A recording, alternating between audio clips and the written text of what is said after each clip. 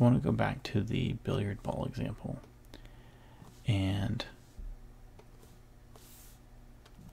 let's say we have the cue ball. So cue ball, there we go. And let's say that it is heading towards a ball, but perhaps we're not going to have a head-on collision. So we get an oblique collision.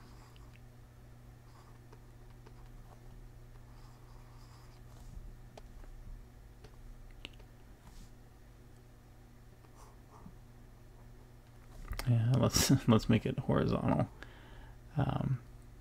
for ease. So when they collide, one should go off to the side, in this case upward or away from us, and maybe the other one will head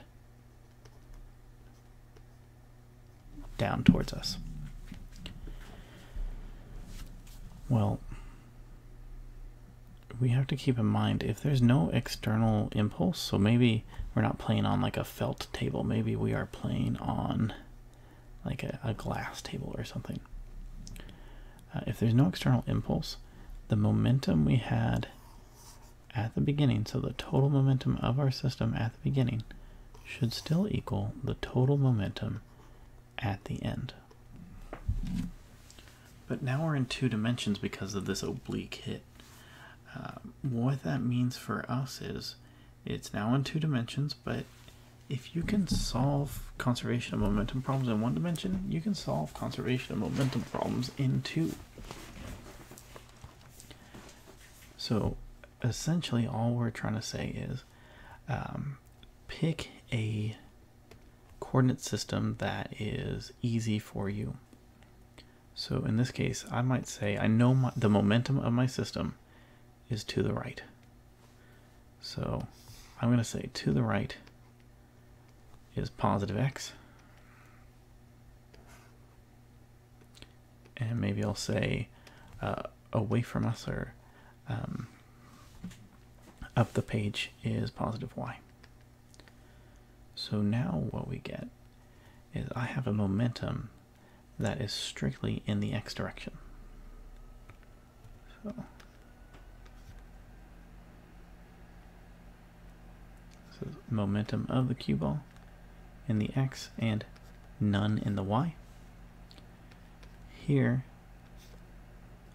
this will be the momentum of the cue ball in the x at the end, plus momentum of the 4 ball in the x at the end, and that'll represent the total in the x direction, and the y direction will be the momentum of both of them again, but only their y components.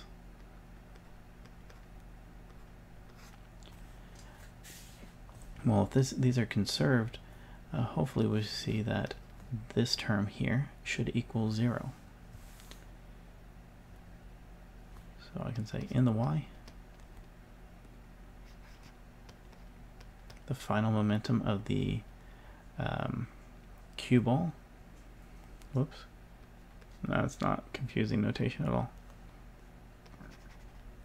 Cue ball in the y should be equal and opposite to the 4 balls y momentum. God, that notation gets confusing really quick, so let me clean that up. Nope. I feel like momentum is the one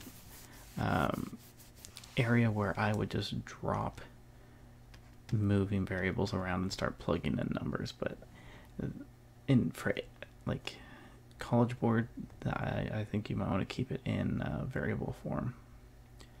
Anyway, so we can set up the x as the total momentum of the cue ball at the beginning is equal to the momentum of the cue ball's x component plus the momentum of the 4 balls x component at the end.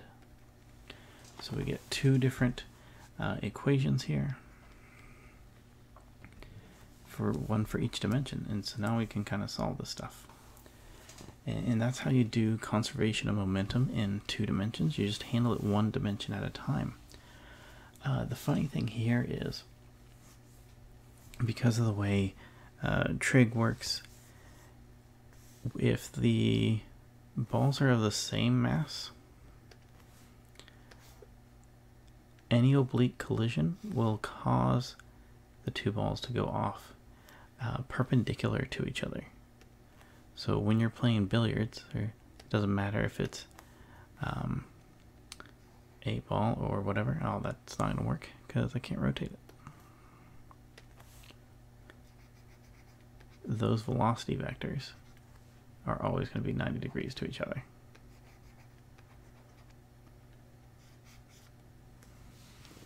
And that's only going to happen when the masses are the same, because essentially what we'll get is